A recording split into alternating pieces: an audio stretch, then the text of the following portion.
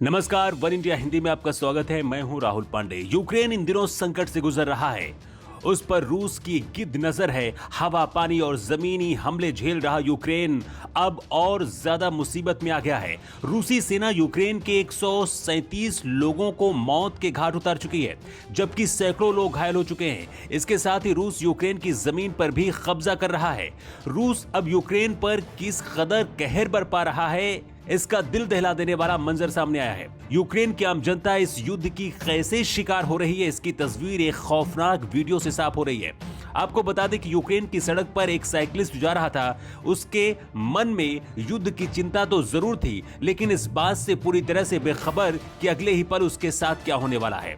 सुनसान सड़क पर उसके ऊपर अचानक से हमला होता है। तेज धमाके के साथ चारों तरफ आग का मंजर पसर जाता है और पल भर में सब कुछ तबाह हो जाता है। यूक्रेन की राजधानी कीव को रूस घेरने की पूरी प्लानिंग कर रहा है।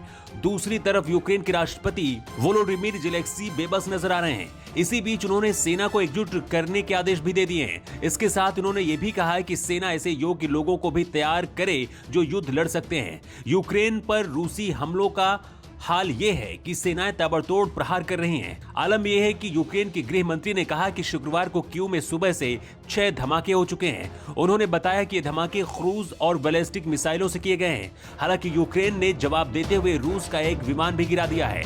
यूक्रेन के आधिकारिक सूत्रों ने इस बात की आशंका भी जता दी है कि शुक्रवार का दिन यूक्रेन के लिए ब्लैक फ्राइडे साबित हो सकता है, क्योंकि रूस अपने हमले कई गुना तक बढ़ा सकता है।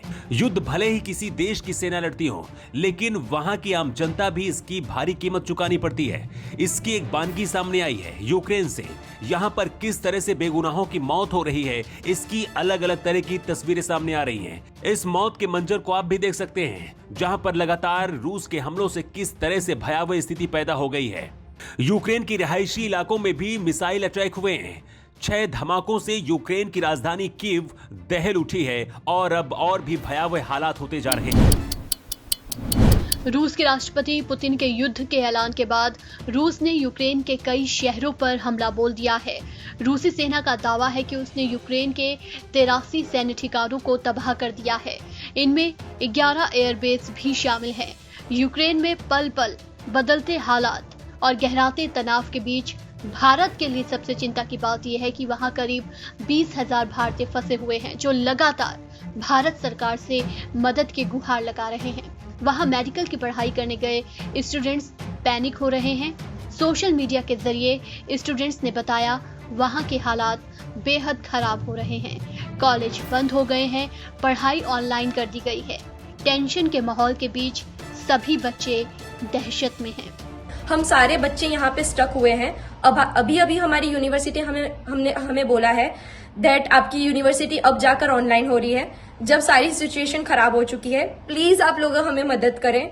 हमें कुछ नहीं पता है, हमारी सारी फ्लाइट्स कैंसिल हो चुकी हैं और हमें कुछ नहीं पता कि हम वापस इंडिया कैसे जाएं। जितने भी बच्चे जो आज जाने वाले थे एयर इंडिया से, एयर इंडिया आई ही नहीं, वो पहले से ही क्यू आकर ही वापस चली गई और सारे बच्चे क्यू में भी फंसे हुए हैं। हम हमारे गवर्नमेंट से अपील कर रहे हैं कि हमें इवैक्यूएट करें। यहाँ पर हम बहुत सारे स्टूडेंट्स हैं जिनकी लोकेशन अलग अलग है और हमें कोई आइडिया नहीं है कि आगे क्या होने वाला है। सिचुएशन नॉर्मल होगी, सिचुएशन वर्स होगी, कोई आइडिया नहीं है।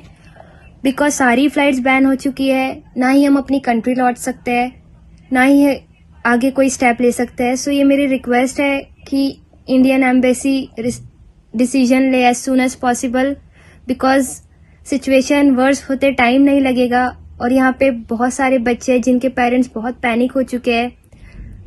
सो ये मेरी हम्बल रिक्वेस्ट है कि embassy do it as fast as possible so that we can get back to our country. Ukraine में फंसे भारतीय छात्रों ने सरकार से उन्हें भारत वापस लाने का अनुरोध किया है। सोशल मीडिया पर लगातार वीडियो शेयर कर बच्चे अपने दर्द को बयां कर रहे हैं। बच्चों के यूक्रेन में फंसे हुए होने पर उनके पेरेंट्स भारत में काफी घबराए हुए हैं। बच्चे परिवार से दूर हैं और टेंशन के माहौल को जिस तरह से मीडिया दिखा रहा है, उससे भी डर और बढ़ गया है। गौरतलब है कि यूक्रेन द्वारा देश के भीतर नागरिक विमानों की उड़ानों को प्रतिबंधित करने के बाद कल एयर इंडिया की फ्लाइट बीच रास्ते से ही बिना भारतीयों को लिए वापस लौट आई। यूक्रेन में फंसे भारतीय स्वदेश लौटने का इंतजार कर रहे हैं। ऐसे में हमले के बाद अब यूक्रेन से फिलहाल भारत लौट आना वहां फंसे भारतीयों के लिए आसान नहीं होगा। भारतीय सरकार लगातार प्रयास कर रही है कि कैसे वहां फंसे भारतीयों को सुरक्षित भारत लाया जाए। देखना होगा कि सरकार क्या कदम उठाती है। सीबीआई ने नेशनल स्टॉक एक्सचेंज में कथित अनियमितताओं के मामले में आनंद सुब्रमण्यम को गिरफ्तार कर लिया है। एनएसई की पूर्व सीईओ और एमडी चित्रा रामकृष्ण के चीफ स्ट्रेटजी ऑफिसर थे। माना जा रहा है कि चित्रा ने हिमालय के जिन योगी से सलाह लेने की बात कही थी वो सुब्रमण्यम ही थे। आनंद सुब्रमण्यम को चेन्नई से देर रात सीबीआई ने गिरफ्तार किया है। आनंद सुब्रमण्यम पर आरोप है कि वो एनएसई के कामकाज में दखल देते थे। रिपोर्ट के मुताबिक मामला सामने आने के बाद से केंद्रीय जांच एजेंसी एनएसई को लोकेशन स्कैम में आनंद सुब्रमण्यम से लगातार पूछताछ कर रही थी। उनके पास से जितने भी दस्तावेज जब्त किए गए थे उनकी गंभीरता से जांच हो रही थी। आपको बता दें कि सुब्रमण्यम के खिलाफ लुक आउट नोटिस भी जारी किया गया था। रिपोर्ट में कहा गया था कि सीबीआई ने चेन्नई में उनके आवास पर छापा मारा था। ऐसी संभावना व्यक्त की जा रही थी कि आनंद सुब्रमण्यम ही हिमालयी योगी हैं जो एनएसई प्रमुख चित्रा रामकृष्ण को निर्देशित कर रहा था। इससे पहले नेशनल स्टॉक एक्सचेंज के पूर्व चेयरमैन अशोक चावला ने सेबी को पत्र लिखकर कहा था कि रहस्यमयी हिमालयी योगी जिसने कथित तौर पर नेशनल स्टॉक एक्सचेंज के पूर्व प्रबंध निदेशक और पूर्व कार्यकारी अधिकारी चित्रा रामकृष्ण को महत्वपूर्ण मामलों पर सलाह दी थी वो कोई और नहीं बल्कि आनंद सुब्रमण्यम हो सकते हैं। सेबी के एक हाल में आए एक आदेश में यह मामला सामने आया था। इसके मुताबिक 2013 में एनएसई की तत्कालीन सीईओ और एमडी रामकृष्ण ने आनंद सुब्रमण्यम को चीफ स्ट्रेटजी ऑफिसर नियुक्त किया था। इससे पहले सुब्रमण्यम का करीब 15 लाख पैकेज था, लेकिन एनएसई में 1.38 करोड़ रुपए का पैकेज कर दिया गया। बाद में एनएसई में ग्रुप ऑपरेटिंग ऑफिसर बना दिए गए थे। सूत्रों के हवाले से कहा गया कि पूछताछ के दौरान चित्रा ने खुद के पीड़ित होने का दावा किया और खुद को कई बातों से अनजान बताया था। रिपोर्ट्स के मुताबिक चित्रा ने खुद को निर्दोष होने का दावा किया था और चित्रा ने कहा था कि उन्हें कोई फंसा रहा है। सीबीआई ने इससे पहले एनएसई की पूर्व मुख्य कार्यकारी अधिकारी चित्रा रामकृष्ण समेत अन्य कई अधिकारियों से मामले में गहन पूछताछ की थी। पूछताछ के बाद जांच एजेंसी ने रामकृष्ण और एक अन्य पूर्व सीईओ रवि नारायण और पूर्व मुख्य परिचालन अधिकारी आनंद सुब्रमण्यम के खिलाफ लुक आउट सर्कुलर भी जारी किया था।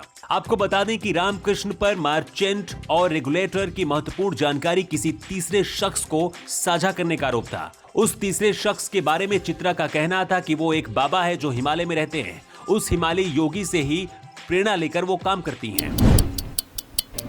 देश में करीब 1 साल तक चला किसानों का आंदोलन एक बार फिर सक्रिय हो सकता है। किसान एक बार फिर सरकार के खिलाफ हल्ला बोल शुरू कर सकते हैं। दरअसल सरकार ने किसानों को जो आश्वासन दिया था उस पर अब तक कोई काम नहीं हुआ, जिससे नाराज किसानों ने एक बार फिर आंदोलन की तैयारी शुरू कर दी है।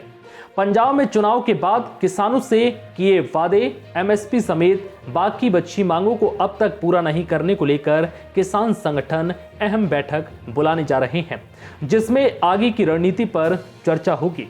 10 मार्च के बाद किसान संगठन दिल्ली के रामलीला मैदान में आंदोलन शुरू कर सकते हैं।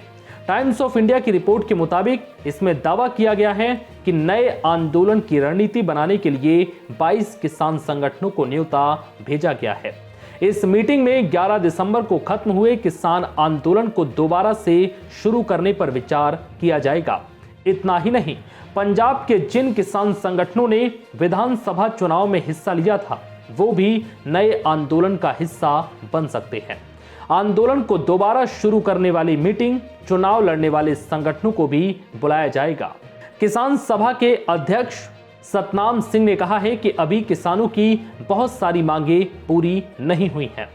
उन्होंने कहा कि हमारी बाकी बची हुई मांगों में एमएसपी गारंटी कानून, किसानों पर आंदोलन के दौरान दर्ज हुए मुकदमे, लखीमपुर खीरी मामले में मंत्री के बेटे की गिरफ्तारी, 700 से ज्यादा किसानों की मौत का मुआवजा शामिल हैं।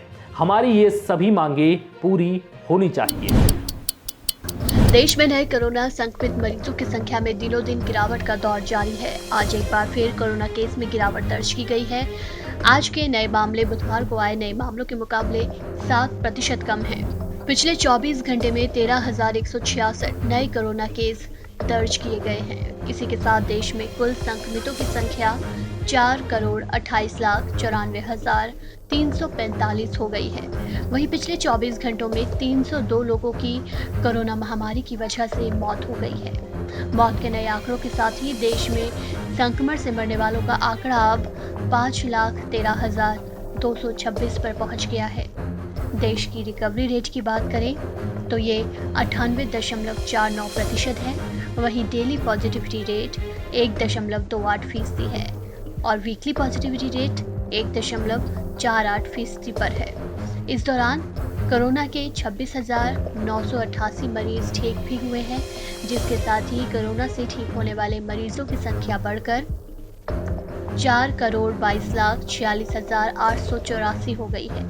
ये जानकारी स्वास्थ्य मंत्रालय की तरफ से शुक्रवार सुबह जारी किए गए आंकड़ों के मुताबिक है। देश में एक्टिव केस 1,34,235 हैं। कोरोना वायरस संक्रमण पर लगाम कसने के लिए सरकार वैक्सीनेशन पर काफी जोर दे रही है। इसके अलावा अब तक स्वास्थ्य मंत्रालय के मुताबिक बीते दिन 32,04,426 खुराकें लोगों को लगाई गई हैं और अब तक वैक्सीन के कुल 176,86,89,266 करोड़ डोज लोगों को दी जा चुकी हैं। इसके अलावा अब तक 1,85,66,083 प्रिकॉशन डोज भी लोगों को दी जा चुकी हैं। तो कोरोना टेस्ट की बात करें तो पिछले 24 घंटे में देश भर में 11,55,147 टेस्ट किए गए हैं। अब तक देश में लगभग 76,47,00,000 कोरोना टेस्ट किए जा चुके हैं। राज्यों की बात करें तो सबसे ज़्यादा केस अभी भी केरल से ही सामने आ रहे हैं। केरल में पिछले 24 घंटे में कोरोना वायरस के 4,064 नए मामले सामने आए हैं और 15 संक्रमित मरीजों की मौत हुई है।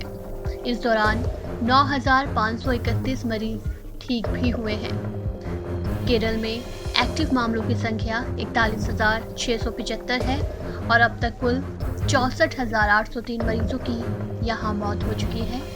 नए मामलों की बात करें तो महाराष्ट्र में बीते दिन 1,182 लोगों को कोरोना संक्रमित पाया गया है। वहीं 19 मरीजों की मौत हुई है।